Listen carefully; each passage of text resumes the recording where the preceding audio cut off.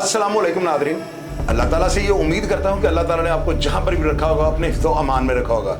Nadreen, मुकदमा number 1872/2019 थाना हरबंसपुरा एक FIR दर्ज होती है जी। साबर नामी एक शख्स था, वो मोटरसाइकिलों का कारोबार जो है ना मुगलपुरे के इलाके में करता था। इस शख्स की बड़ी अच्छी रेपुटेशन थी। अब इस शख्स को जो है ना, इसका सगा भाई और इसका जो है ना एक भांजा, जो कि पुलिस का जो है ना डिसमिस हुआ कांस्टेबल था, मुहर्रर के ओहदे पे ये हरबंसपुरा थाने के अंदर ही जो है ना काम करता था।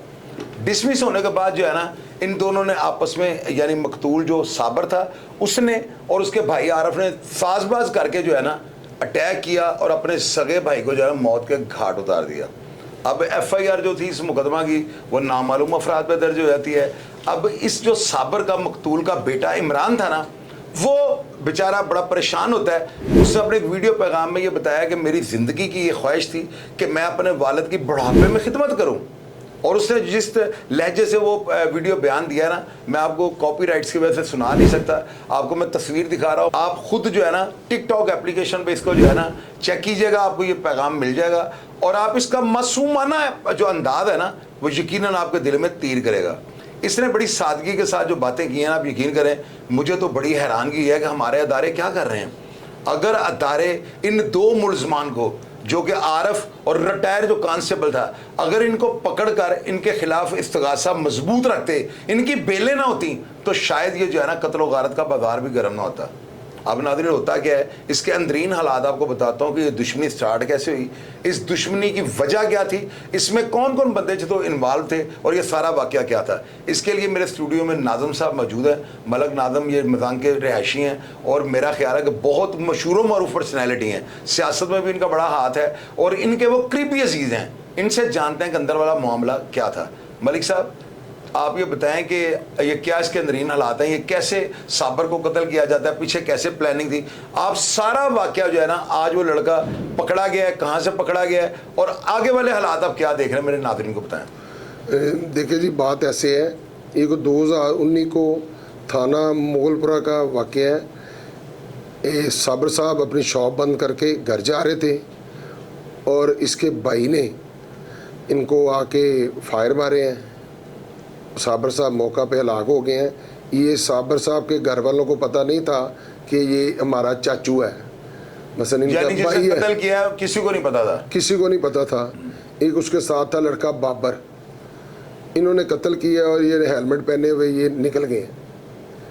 ये चंद दिनों बाद ही DSP साहब हैं हसनैन हैदर साहब, उन्होंने मुलजमों को ढूंढा है, क्योंकि नामलूम FIR कराई हुई थी। इनको तो पता नहीं कि हमारा कोई चाचू है या हमारा कोई नेबर रिश्तेदार है कि जिसने ये कत्ल किया है। उन्होंने नामलूम FIR कराई है। CIA की मेहरबानी है कि उन्होंने हसनैन हैदर शाह साहब ने असल मुलजमान को गिरफ्तार किया है। उसमें साबर का भाई था आरफ और साबर का भांजा था काशिफ, जो कि माल खाने में कभी हुआ था, वो डिसमिस हो गया हुआ था। तो उसने पैसे दे के अपने छोटे मामू को बड़े मामू का कत्ल कराया। अच्छा, छोटे मामू से साजबाज करके बड़े मामू को कत्ल करवाया। क्योंकि ज़ाहिर है साबर साहब एक वेल फिशर पर्सनैलिटी, बड़े अच्छे लोग थे, ये उनको बर्दाश्त नहीं कर सके। बाजार भाई इनका आरफ था, वो पैसे मांगता था, 50,000 दे दें, लाख दे दें। वो थक गए थे साबर साहब उनको पैसे दे दे के। इन्होंने कहा चले जी, आज पैसे नहीं दिए, आज साबर साहब को मार दें। साबर साहब को मार के ये चले गए। जब CIA ने इनको पकड़ा तो जाहिर है सबको पता चल गया कि इसका चाचू है। अच्छा, आप एक बात बताएं, इन्होंने जिस पिस्टल से हमला किया है और साबर साहब को मौत का घाट उतारा है, सुना है कि उस पिस्टल की गुमशुदगी की FIR इन्होंने दर्ज करवाई। हाँ जी, वो काशिफ ने अपने पिस्टल की ना गुमशुदगी लिखी हुई थी अपने ही थाने में कि मेरा पिस्टल चोरी हो गया। इसने अपने मामू को दिया है और सर 7-5 लाख रुपया दिया कि आप साबर को कत्ल करो। और उसके बाद हसनैन हैदर साहब ने गिरफ्तार कर लिया है, आरफ साहब को चलान किया है और काशिफ साहब को 109 में चलान किया है मशवरे में कि ज़ाहिर ये मौके पे नहीं था। उसके बाद इनकी बेलें हो जाती हैं। उसके बाद इनकी बेलें हो जाती हैं। कितनी देर बाद? ये किसी की 6 महीने बाद, किसी की 8 महीने बाद। जब ये बेलें हुई हैं तो काशिफ साहब आगे इनके घर बाहर पार्क में फायरिंग, इनकी गली में फायरिंग। वो जो रिटायर कांस्टेबल था, हाँ जी, वो खुद आता था, अपनी गाड़ी पे फायरिंग करता था रोज इनके इलाके में। वो उनका जाहिर है पुलिस वाले हैं, उनका असर सलूक था। वो फायरिंग करता था।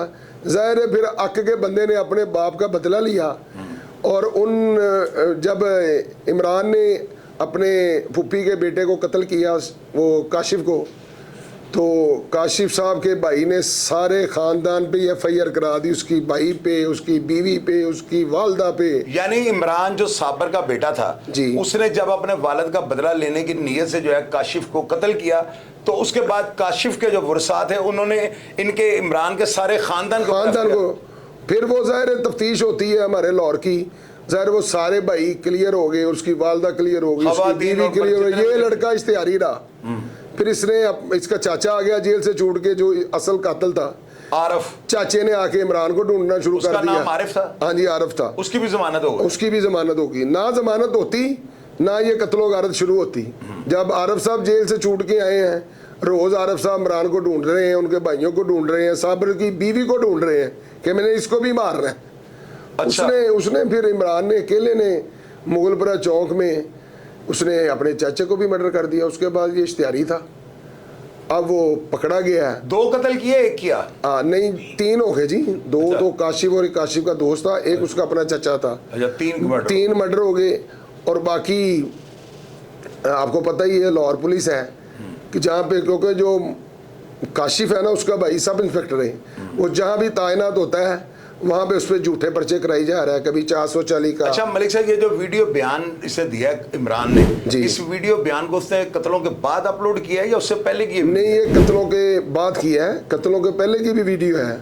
उसको नहीं पता था कि ये मेरा चाचा कातिल है या मेरा फूफी का, क्योंकि जब हम जनाजे पे गए, ना चाचा इसका जनाजे पे था और ना ये काशिफ जनाजे पे था, और सारे खानदान को पता है। और यहीं से आपको क्लू मिला कि हालात कुछ जो है ना। हाँ जी, फिर ज़ाहिर है इमरान ने वो कैमरों से देखना शुरू किया, ये बात की, तफ्तीश चेंज कराई, वो पकड़ लिया। DSP साहब माशाल्लाह बहुत समझदार थे, उनकी मेहरबानी है, उन्होंने पकड़ के हुसनैन हैदर शाह साहब ने इनको बड़ा चालान किया है। हैरान मैं इस बात में, हुसनैन हैदर साहब का चालान किया हुआ बंदा इतनी जल्दी बेल आउट हो गया है, मेरी समझ में ये बात नहीं आ रही। वो तो बड़े दबंग हैं, मैंने तो उनकी बायोग्राफी में बताया हुआ है कि वो किस तरह के अफसर हैं। बस देख लें, ये अदालतें भी तो साथ ही है ना, आपस में इस्तगासे में कोई ना कोई कमजोरी रह गई। अच्छा, फिर इसके बाद क्या हुआ कि उन्होंने बाहर आकर फायरिंग करनी शुरू कर दी इमरान के घर पे? ज़ाहिर है कि निकलो बाहर, बुजलो, कहाँ रह गए हो। इसको मजबूर कर दिया। फिर इसने अपने बाप का बदला लिया। इस चीज के तो इलाके के लोग भी गवाह होंगे और नीचे कमेंट बॉक्स में लिखेंगे कि यहाँ पे इलाके में वो क्या बदमाशी करता रहे। आपको पता चल जाएगा कि लोग कमेंट्स में बदमाशी का कहते हैं कि इसके अच्छेपन का कहते हैं। अभी आप चलाएं इसको, आप सारी दुनिया से पता कर लें। आप मुझे ये बताएं, इमरान जो है इस वक्त पुलिस की कस्टडी में है। इमरान कितनी देर ये भागा रहा है? ये मेरा ख्याल कुछ 4-5 साल भागा रहा है। अच्छा। ये अपने घर से ही पकड़ा गया है। अच्छा, ये चंद दिनों की बात है। अभी ये थाने हरबंसपुरे में है, तो अल्लाह ताला इनको सेहत वाली ज़िंदगी दे। जो भी इसने किया है वो जो गवर्नमेंट के कानून के मुताबिक सजा बनती है वो मिलेगी। बिल्कुल सही है। अच्छा मलिक साहब, आपका इनके साथ क्या रिश्ता था? ये मेरी फूफो की बेटी का बेटा है, मेरा भांजा ही लगता है। ये जो इमरान है? हाँ जी। आपकी हमदर्दी इसलिए उसके साथ है, उस बेचारे को इंसाफ नहीं उसके साथ जुल्म हुआ है जी, उसके बाप का कत्ल हुआ है, उसको इंसाफ मिलता ये वो काम ही ना करता। ज़ाहिर मुलजम छूट के आ गए हैं, फिर उसको मजबूरी ये काम करना पड़ा। नादरीन, ये वो बात है जो आपको बतानी बड़ी ज़रूरी थी। आप ये देखें कि साबर साहब की जो हिस्ट्री है ना, वो ये है कि वो कारोबारी आदमी था, और ये जो उनका भाई सगा जिसने कत्ल किया है साथ मिलकर, वो काशिफ रिटायर कांस्टेबल के साथ, नादरीन ये दोनों उसको धुर बनाते थे, उससे पैसे मांगते थे, कभी 40,000 कभी 50,000, और वो बेचारा दे देता था। और मुझे इमरान की जब तस्वीर दिखाई गई है ना, तो मलिक साहब ने मुझे बताया कि वो इनका वालिद इससे भी ज़्यादा जवान था। वो कहता था बच्चों को यार लड़ाई झगड़े में नहीं पड़ना। और आप देखें कि इस इमरान का जो इतना मासूम बयान है ना, इसने मुझे हिलाकर रख दिया है।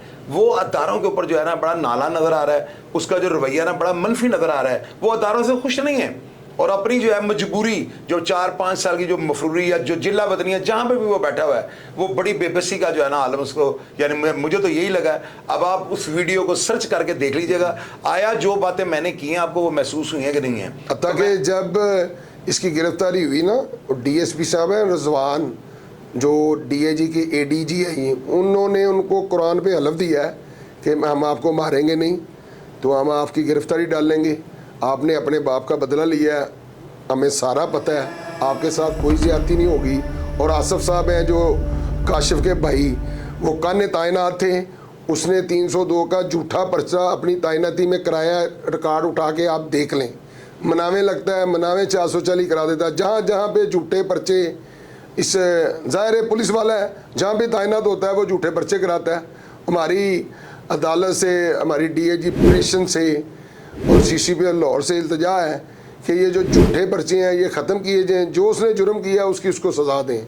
अब बात नाज़रीन ये है कि अदारे जो है ना, इनको जब अगर ये इस्तगासे को मजबूत करें ना, अपनी प्रोसिक्यूशन को अगर ये मजबूत कर लें, तो मैं कभी भी इस बात को नहीं मानूंगा कि अदालतें इंसाफ देने में ताख़ीर करेंगी। हमारे चूँकि इस्तगासे इतने कमज़ोर होते हैं, रपट लिखने वाला कोई है, FIR दर्ज करने वाला कोई, इन्वेस्टिगेशन कोई कर रहा है, फरदात का गवाह कोई है, इस तरह जो है ना महकमे को डिवाइड कर दिया गया हुआ है, जिसकी वजह से जो है ना मुलजिम रिलीफ ले जाते हैं। और मैं अदारों से ये जो है ना एक रिक्वेस्ट करनी चाहता हूँ कि अगर ऐसे अफराद जो दुश्मनी का शाखसाना बने, जो है ना अफराद को मौत के घाट उतारते हैं, क्योंकि कुरान पाक में भी लिखा हुआ है कि जालिम के खिलाफ जहाद का हुक्म जो है ना फरमाया गया है। और जहाद का मतलब तो यही होता है ना कि दुश्मन का धर्म तख्ता। तो मैं अदारों से ये रिक्वेस्ट करूंगा कि ऐसे अफराद को जो है ना प्रोटेक्ट ना करें। बिल्कुल जुर्म जिसने किया उसको सजा मिलनी चाहिए, लेकिन इसको बाखैरियत जो है ना जेल पहुंचा दें और इसका इस्तगासा जितना मजबूत है हालात वाक़यात के मुताबिक वो लिखें, ताकि अदालतें जो है ना उनको इंसाफ के तकादे पूरे करने में कोई कबाहत महसूस ना हो। प्रोग्राम के बारे में अगर आप बात जानते हो या कोई ऐसी चीज़ जो हमने आपको ना बयान की और आपके नॉलेज में हो, लाजमी नीचे कमेंट बॉक्स में लिखेगा ताकि लोग उसको पढ़ सकें और अदारों को इंसाफ करने में कोई कबाहत महसूस ना हो। अपना ढेर सारा ख्याल रखिएगा जी। पाकिस्तान जिंदाबाद।